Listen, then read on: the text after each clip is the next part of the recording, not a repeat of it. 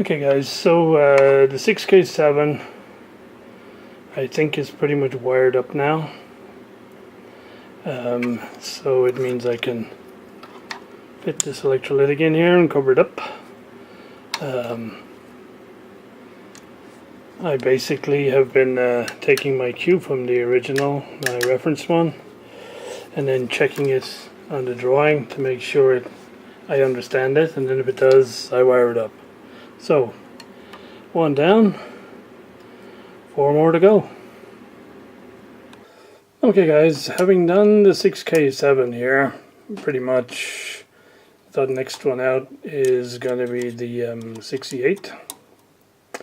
And I think this little project might cause me to lose what little grey hair I have left, because I spent a lot of time trying to work all these wavelengths and gear out, and I marked on the drawing everywhere there was a wire leaving to go out somewhere else, and I thought I had everything got.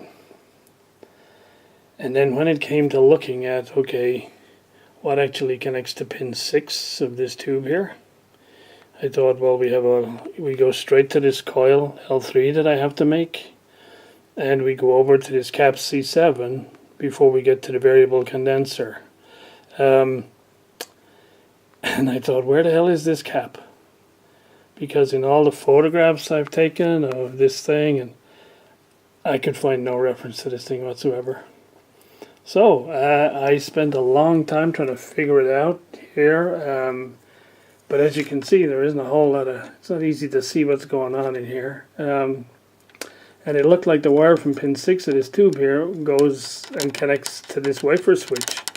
And I thought that doesn't make any sense. Doesn't make any sense. Anyway, finally, after a lot of weeping and gnashing of teeth, I found here is CV2. Here's the variable condenser where the wire that I know about goes, but also coming off it, there's a little plate cap right back there. So it's not actually part of this mechanism. When you take this out, it's actually sitting there in the chassis between the variable condenser and pin 6 at a 68. So, mystery solved. So, okay, so now I got that plate connected. If I gotta spend an hour to figure out where every wire goes, okay, that's what we'll do. Okay, a little bit further along, so at this point the rectifier is pretty much wired up and the AC in. I got some nice period reproduction cable, which is it's 2-core, but I wired it to a keyed plug, so I can't put it in the wrong way around.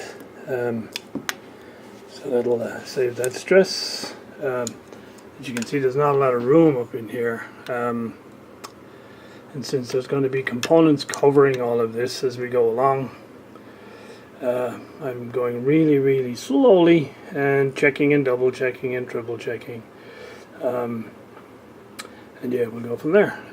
So the on-off switch works on here, the volume control works reasonably well, so certainly good enough for a first power up.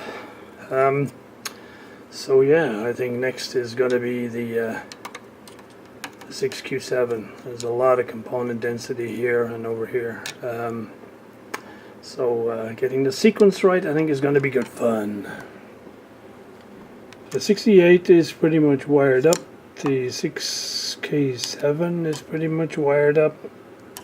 The rectifier, this IF transformer, and this IF transformer. Now I gotta do the 6Q7 and the 25L6 audio out. Component density around here is pretty high, so yep. Sometimes I stop and look at this and go, wow, if the probability of this working first time out are pretty low, and troubleshooting is just going to be a little bit of fun. However, we remain optimistic and we'll keep on going. Okay, at this point I think I have to leave off here until I have the coils sorted out. because there's multiple tie points on each of the coils, and it's got to the point where I really can't fit any more components in here until I have those coils, because they're used for so many interconnects. So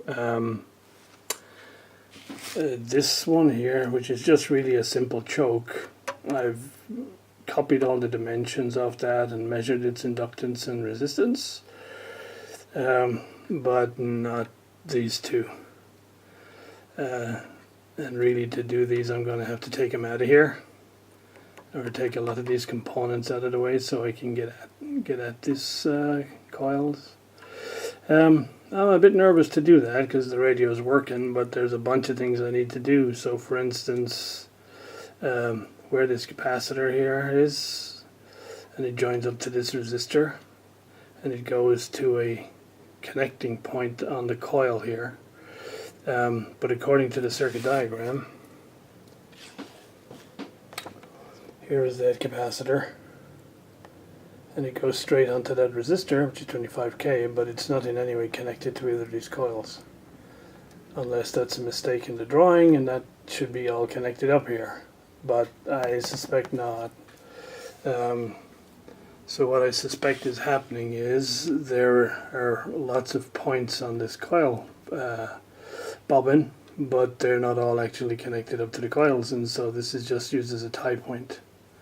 But I got to take it off to figure all that stuff out. So not sure when I'll pick this up again, because I'm gonna do all the dimensions on this so I get everything correct, and then we'll have to see about coil winding before I can get back to this guy.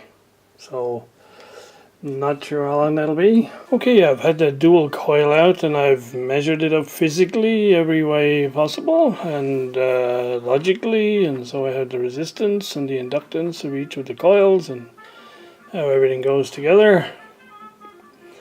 And one thing it did clear up is that fourth terminal on the bobbin is just a tie point, it doesn't go anywhere. So the circuit diagram here is correct. This cap joins to this resistor using that tie point, but it's not connected anywhere else. So, right, we're off into the land of trying to figure out how to wind these types of coils. No idea how long this is going to take, and when I'll get back to this, we'll see. I started thinking about making these coils, and so I had a first go at making a deformer for the coil, or the bobbin. So this is my first attempt. It was basically what I would call repurposing some toilet roll holder. So I wrapped it around a 10mm twist drill and secured it with tape.